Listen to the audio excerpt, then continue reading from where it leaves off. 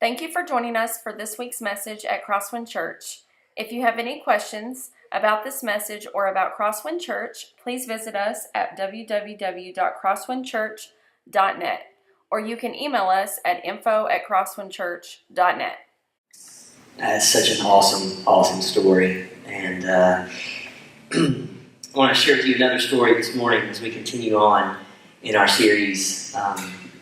This last month, I had an opportunity to go be a speaker at the See You at the Pole rally here in Union City. And if you don't know what that is, it's where high school and middle school students, elementary school students gather at the flagpole at their school all around the nation, and they pray for their schools. And so they called me up and said, would you be willing to come? And absolutely, I would. And so some folks led in some singing, and then I had an opportunity just to challenge these students before they went into their classroom. But anytime See You at the Pole happens, I'm reminded of another See You at the Pole event that happened about 18 years ago in a church that's near and dear to my heart. I would later serve on staff at the church. When this event happened, I was not on staff. It was a Wednesday night, and See You at the Pole had happened to coincide with Wednesday. And so a number of the churches in the area thought it would be phenomenal if we did a special event for our teenagers. This was in Fort Worth, Texas. And so because we all went to different schools and all sorts of things like that in our big area, we decided we would host a Saw You at the Pole rally. Basically, it's an event where we bring teenagers in from all over the churches, all over the schools, put them in a room, we bring a band, and we challenge them in the way that I tried to do on that Wednesday morning with our students.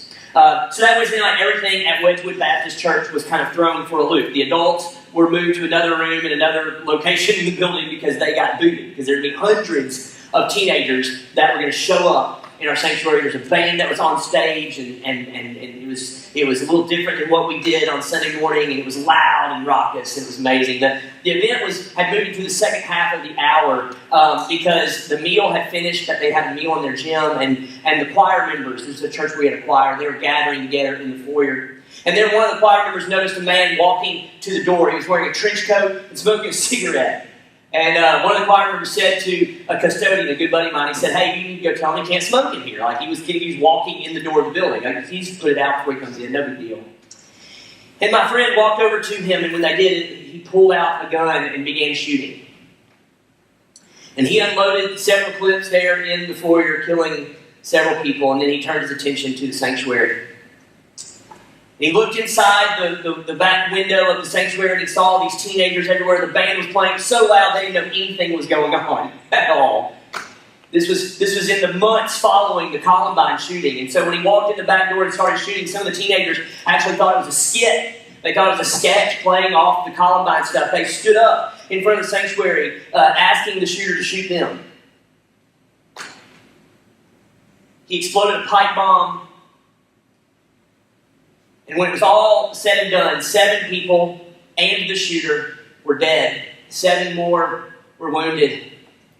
Immediately, the cops swarmed the church. They surrounded the church. The adults that were in another part of the building were ushered out, as were a number of the children in the building, leaving the teenagers in the sanctuary. They roped off. This is a crime scene. You can't leave. We have to talk to everybody. And so the paramedics are addressing the wounded and the deceased and talking to these teenagers who are no doubt hysterical. Parents begin showing up at the church to pick up their kids. They're not able to get into the sanctuary. They don't know if their child is alive or dead.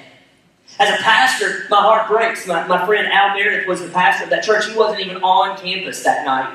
He had been out of town. He had just driven back into town. He got word there was an incident at the church, and so he comes driving in as there's paramedics and ambulances and police officers everywhere, all over the place. And all night long, they were assessing the scene, trying to figure out what was going on and making sure there were no more explosive devices, making sure there was no other problems that were there in the church before they would begin to release the teenagers out to their parents who were waiting in the parking lot. I remember my friend Al, the pastor there, telling me the story. He said, Jeremy, I can remember the sun was starting to come up. It was Thursday morning. The sun was starting to come up. And the news media showed up. They had been there all night, but now we have to have something. And the morning news is going to run here soon. We need a statement. We need an update. We need something. Who's the person that can give us a statement? And they find the pastor. And they bring him out in front, and they put a camera in his face and shove a microphone in his mouth, and they ask him this question: Pastor, where is God in all of this? And the world watched his answer. The world watched how people who were followers of Jesus Christ, people who claimed to have a hope and a relationship with God, he watched as we responded to tragedy. Now you hear that story and it sounds so dramatic, and it is. But you've been through struggles, haven't you? And you've been through trials. You've been through difficult times. You've been through difficult seasons. I mean, just before the service, we met with our worship team up in the offices there, and we prayed for each other. And as we're talking about how we can pray for each other, there's cancer here, and there's someone clinging to life here, and there's someone who's probably going to pass away today. And we're praying for their families, and we're praying for recovery from surgery. And there's just disappointment and frustration, all of us, and all around us. And if we were to go talk to each one of us today, we could tell stories. Stories of that fight that we have with our spouse that we thought might be the one that just breaks the camel's back, or the divorce that followed those terrible fights. Even the good divorces are terrible, aren't they? We understand that. We can share stories about our children driving off the rails and making terrible decisions. Some of you can tell stories about your parents driving off the rails and making terrible decisions. We can tell stories about when the bank calls and says we're going to foreclose on the house or recall the car. We can talk about how that F on a paper that you worked so hard on turns into academic probation, and academic probation turns into a letter that says you can't come back to school here. We know what it's like to experience tragedy. We know what it's like to experience difficult times. Julie talked about it in her video. Even she knew there were times where, man, she just had to lean into God and trust in God when she was looking for anything other than the circumstances that she was experiencing right then and there. We know what it means to stand by a bedside of a loved one and watch them pass away and stand by their grave as they're buried. We know those things. And you may never have a camera put in your face or a microphone shoved in your mouth, but the world is watching. The world is watching how you respond. And whether we like to admit it or not, our response to our changing circumstances, it can either be a catalyst that pushes people towards Jesus, or it can be a stumbling block that causes them to reject Him. But the world is looking for something different in response to tragedy, and they look to those of us who have Jesus, whether we have a camera in our face or not. And so as we move forward in this series, for the sake of the gospel, what we've been talking about is how sometimes so unintentionally we put these barriers between people and the gospel of Jesus, and how the gospel of Jesus is so important that we need to make sure we don't put those barriers there. Today, I want you to understand that your reaction, your response to the circumstances that you've experienced, that maybe have been good or maybe been bad, those responses can either be a catalyst that push people towards Jesus, or they can be a roadblock that keep people from Him. And so today what I want to do is I want to look at a piece of a letter that a guy named Paul wrote to a church in Corinth. And as Paul is talking to this church in Corinth, one of the things that kind of comes up is, hey, I've been through some difficult circumstances. Paul is telling them about some of the hardships that he's been through and how he's responded to those. And so as we look into that, let's see if we can't learn from it. Now, one last thing before we look at the scripture. If you're here today and you're not a follower of Jesus Christ, let me just talk to you for just a second. Because for the rest of the time, most of the rest of the time, I'm going to be talking to people that are followers of Jesus. If you're here and you're not a follower of Jesus, I need you to understand something. I'm so glad you're here today, because today what we're going to tell you is why Christians should have a different perspective than everybody else. And this change in perspective is so unique and so remarkable that if you have rejected the gospel or you've pushed back from following Jesus today, I think you should reconsider it. When you figure out what it is that we have through Jesus, I think you should reconsider following Him, because it is so incredibly remarkable when we get this right. So let's look and see what Paul has to say. We're going to be in this second letter he wrote to Corinth. They were doing a lot of things. He wrote at least 3 letters to them. We have 2 of them in our scripture. And we're going to be reading beginning in chapter 6 of his second letter to the Corinthians. Here's what Paul has to say. He says, as God's co-workers, we urge you to not receive God's grace in vain. For he says, in the time of my favor I heard you, and in the day of salvation I helped you. I tell you, now is the time of God's favor. Now is the day of salvation. I don't want us to move past the first part when he says, as God's co-workers. Let me tell you, for those of us that are followers of Jesus, what that means. It means that we get to work with God to accomplish his plan for this earth. Is that cool? That he chooses to partner with us. He doesn't need our help, but he asks us into his work. I can't even begin to fathom that. But we are co-laborers. What that means is that we have to make the most of the opportunities that are given to us because the time that we have is short. And as the time comes to an end, we need to make sure that we end well. So there's a guy by the name of Daniel Pink who's written a lot of business books. He's a business leader. And you may have read some of his books, Drive or whatever. He's had a new book that's coming out in 2018 called It's About Timing. And in the timing book, he talks about finishing well and how important it is to finish well.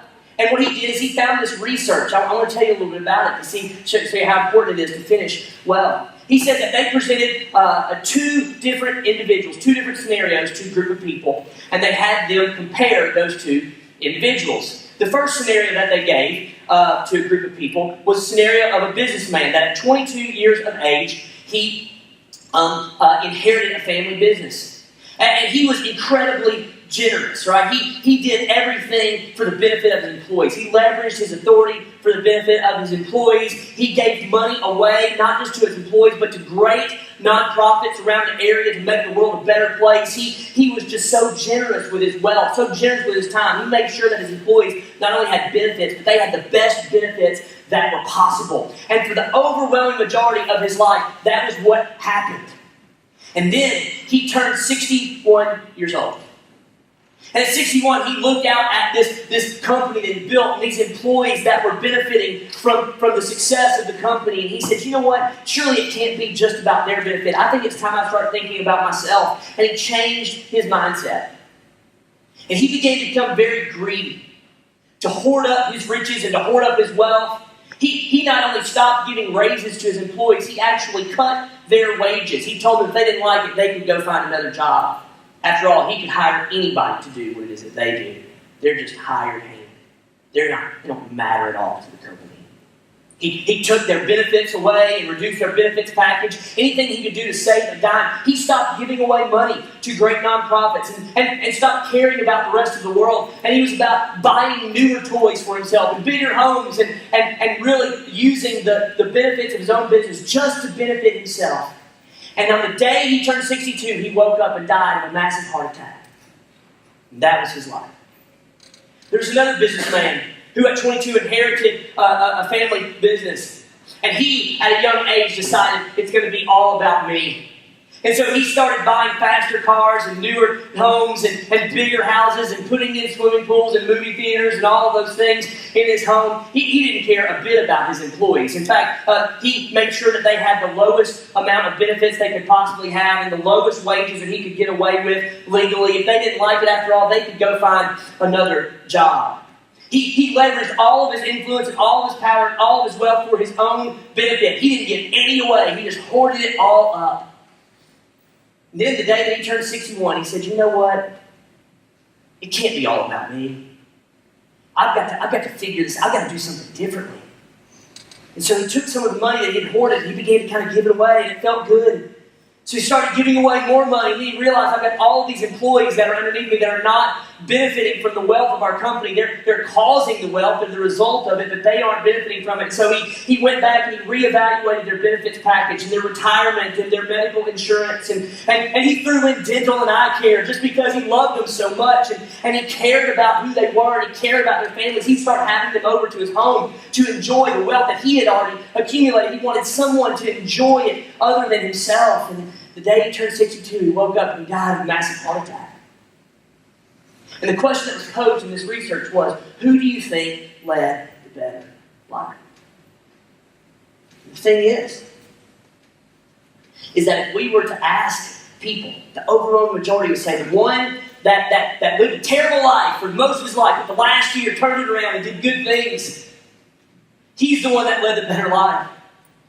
And what Daniel Pink says, the research shows us, is that it doesn't matter what happened for those first 30 years of your life. It's what happens at the end. Finishing well matters. That is how we evaluate things as human beings, right? Now, here's the thing that I want you to understand. What Paul is trying to get at is there's some urgency here that we have as followers of Jesus Christ. There's an end that is coming. There's an end of our life. There's a time when Jesus is returning. And as we near to the end, we need to not push back. We need to not faint away. We need not to fade away into oblivion. Instead, we need to persevere and endure. We need to finish well. After all, he says today is the day of salvation. And then he goes on to say in verse 3, we, this is him and those that are with him, we put no stumbling block in anyone's path so that our ministry will not be discredited. In short, what Paul says is what we've been saying all along. Guys, the gospel is too important for us to put roadblocks in the way.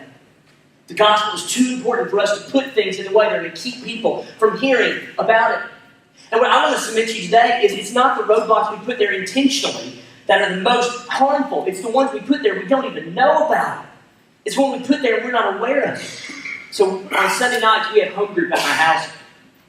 And we also have a 4.5-pound dog at my house.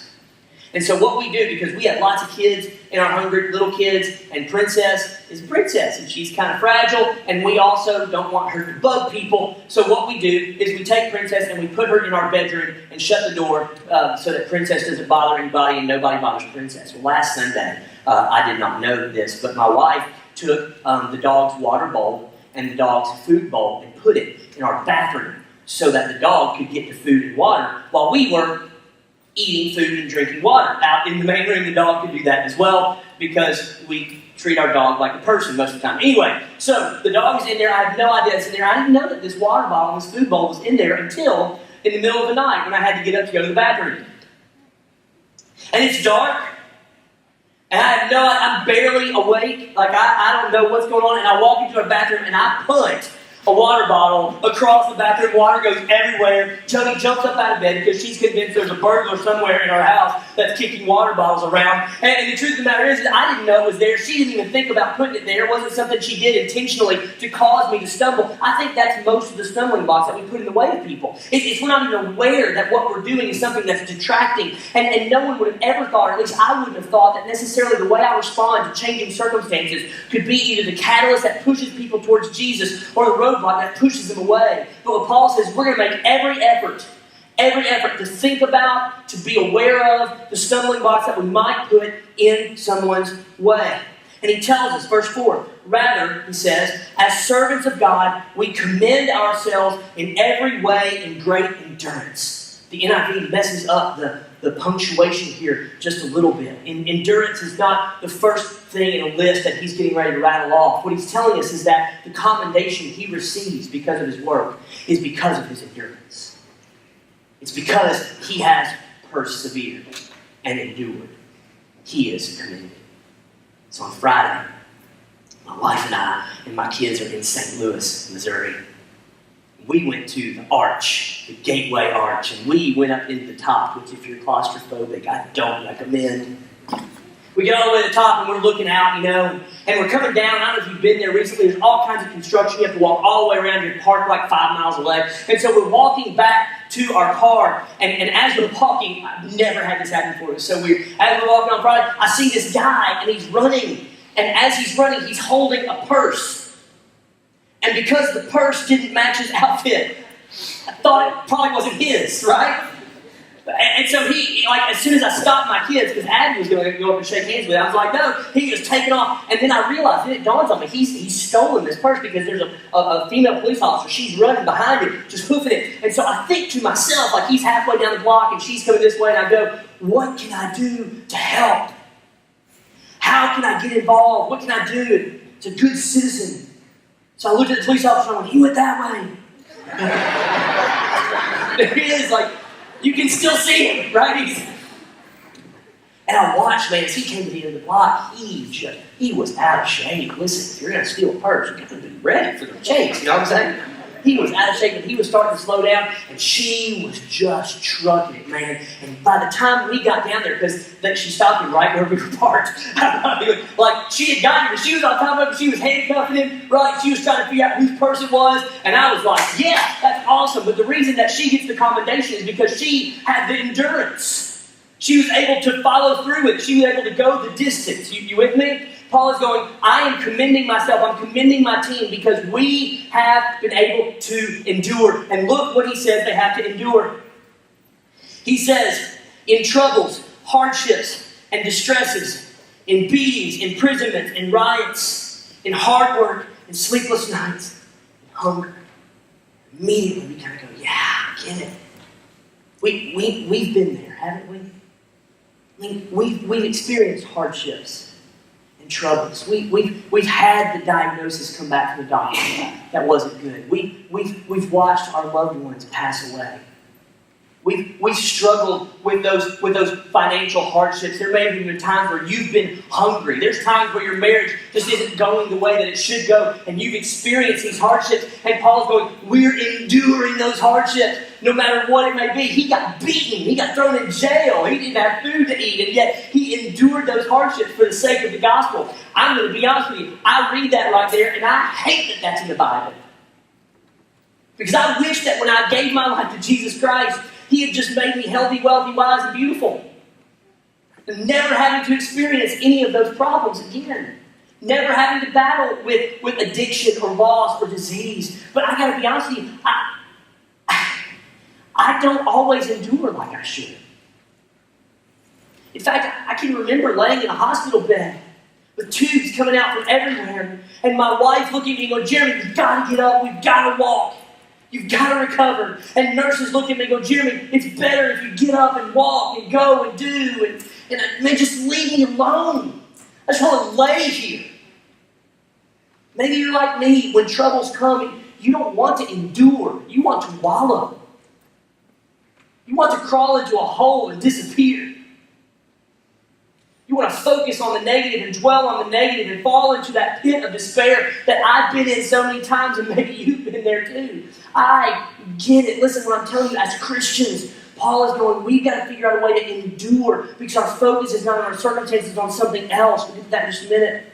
I'm reminded of my friend Virginia, who lives in Texas, whose husband was a pastor up and coming and had made his way up in higher ranks in the Southern Baptist Convention in Indiana and was doing amazing things and having success in ministry and helping people come to know Jesus. And then in one night he has a brain aneurysm and becomes a vegetable and is confined to his bed, never to preach again, never to teach again. When I met Virginia, she had gone through nursing care to take care of him. The nurses were there all the time, 24 hours a day. And I would watch her look at him and just smile so big at the man that she loved. But yet I knew the massive burden that she was carrying. But she endured that for the sake of the gospel. She had this joy about her. And as a young minister, I didn't even begin to understand it. I'm reminded of my friend Judy at another church that I went to. Judy had one of those infectious joys that if you don't have it, just makes you kind of mad. You know, because there's always happy. And I knew what she had been through. Like, I knew what her family had gone through. And I knew the addictions that their family had struggled with. And I knew the jail time that her family had struggled with. And I knew the divorces that her family had struggled with. And I knew all of the abuse and all of the neglect and all of the terrible, terrible circumstances. And I would see her and how are you? And she would go, I just have a happy heart. See, what Judy understands, what Virginia understands, is that my response to my changing circumstances, my response to my bad circumstances, it can be a catalyst that pushes people towards Jesus, or it can be an obstacle that pushes them away. I'm going to choose to be a catalyst that pushes towards. I want when people see me going through my difficult situations, I want them to recognize that and want what it is that I have. We'll tell you what that is here in just a minute. I'll move on. He goes on. He says, verse 6, it's not just in the bad times. In purity and understanding, patience and kindness in the Holy Spirit, and sincere love and truthful speech with the power of God, with weapons of righteousness in the right hand or the left. He basically says, listen, even when times are good, I need to be careful that I'm not gloating. I need to be careful that I'm not pointing people to what I've done, but I'm pointing to what God has done. I need to make sure that I'm not out being braggadocious about my abilities and my capabilities, but instead pointing people to the God that has saved me. I'll move on because the next thing he talks about here is something that maybe you've heard, it's familiar. It's the same type of language we use in weddings. He says this: through glory and dishonor, bad report and good report, genuine yet regarded as impostors, known and yet regarded as unknown. This is like when husband and wife stand across from each other at the altar and they're going, richer and poor, sickness and health. He's giving two extremes, and his point is this: whether I'm known or unknown, whether things are good or bad, whether the report comes back negative or positive, it doesn't matter. For the sake of the gospel, I will endure, because I know that the way I respond will either push people towards Jesus or push him away. And I'm going to choose to push them towards. He finishes with these paradoxes that don't make sense. And he gives us some insight into just exactly what it is inside of Paul and what it is inside of us as followers of Jesus Christ that helps us to endure these things. He says, dying yet we live. What? Beaten and yet not killed. Sorrowful, yet always rejoicing. Poor, yet making many rich. Having nothing, and yet possessing everything. And if you read that, these are paradoxes. They don't go together. I'm poor, but I'm making other people rich. That doesn't make any sense, Paul. I'm dying, and yet I'm living. Paul, those things don't go together. How can I do that? And what Paul is getting at here is something so much deeper than your circumstances. What Paul is trying to make us understand is this. When you're a follower of Jesus Christ, you have something that the rest of the world doesn't have. And so you may be dying physically, but you know that God has done something in you that is going to cause you to live forever. It may mean that you are as poor as dirt with nothing to eat and no money to give, and you don't know where your next meal is coming from, and yet you are the richest of human beings and are able to make other people rich, not with money, but with hope.